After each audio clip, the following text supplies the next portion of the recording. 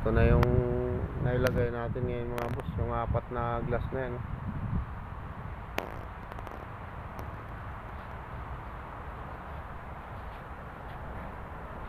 Balance niya ano na lang, apat saka isang mulyon.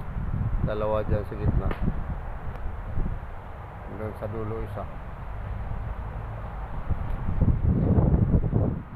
saka dito.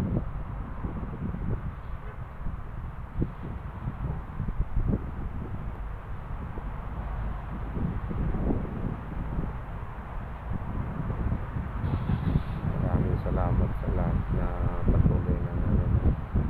God bless sa ating lahat. Wala, hindi rin madali yung ano na yun, paglalagay nila. Bukod sa mabigat, kailangan ano,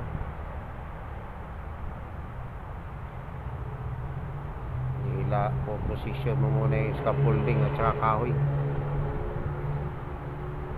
Yan, hindi rin ano, madaling i-assemble yung